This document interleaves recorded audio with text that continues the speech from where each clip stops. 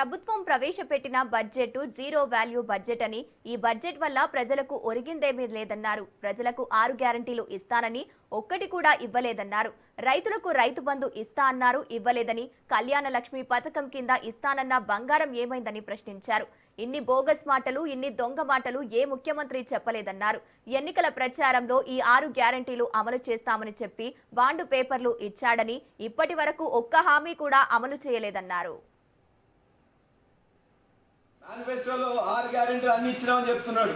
6 గ్యారెంటీలు ఏమి ఇచ్చిండు, ఏమి ఇవ్వలేదని చెప్పేసి 6 గ్యారెంటీల్లో మహాలక్ష్మి ప్రతి మహిళలకు ప్రతి నెల 2500 ఇచ్చిందా?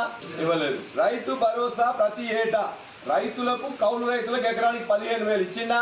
రైతులకు ఇవ్వలే, కౌలు రైతులకు ఇవ్వలే. వ్యవసాయ కూలీలకు 12,000 ఇస్తానన్నాడు, ఇచ్చిందా?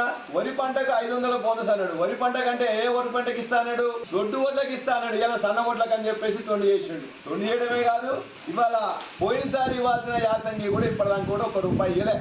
పోయినసారి యాసంగి సన్నాలకి ఇవ్వాల్సిన బోనస్ ఇప్పటిదాకా కూడా 12,800 కోట్లు ఇవ్వలే. అదేవిధంగా ఇందిరం ఇల్లు లేని వారికి ఇంటి స్థలం మరియు 5 లక్షలు అన్నాడు. ఇల్లు లేని వారికి ఇంటి స్థలం వారికి అని ఇచ్చిండా? ప్రతి సంవత్సరం 4,50,000 ఇల్లు ఇస్తా, ఒక్కొక్కరికి ఇంటి జాగా లేకపోతే ఇంటి జాగా ఇచ్చి 5 లక్షలు ఇస్తా, అట్లా 5 సంవత్సరాల్లో 20 లక్షలు ఇల్లు ఇస్తా అన్నాడు. మొదటి సంవత్సరం వేయలే, రెండో సంవత్సరం వేయలే, మొన్న శాంక్షన్ చేసిండు. 2.5 సంవత్సరాల తర్వాత మొన్న 4,50,000 శాంక్షన్ చేసినాం, 22,500 కోట్లు డబ్బులు పెట్టినాం అని గవర్నర్ ప్రసంగంలో చెప్పి వాళ్ళు ఇచ్చినంత 4,50,000. మరి ఎన్ని శాంక్షన్ చేసిండ్రు? 3,24,000. మరి ఎన్ని నిర్మాణంలో ఉన్నాయి? 2,60,000. మరి దీనికి కావాల్సిన దరిదాపుగా 13,000 కోట్లు. మరి ఎంత ఇచ్చినా చెప్తున్నాడు?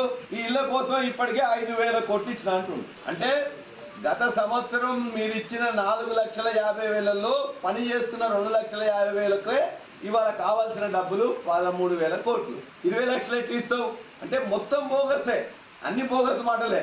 ఒక్కరికి కూడా ఒక భూమి అనేది ఇలా పట్టా కానీ ఇవ్వకుండా 22,500 కోట్లు పోయినసారి కేటాయించారు.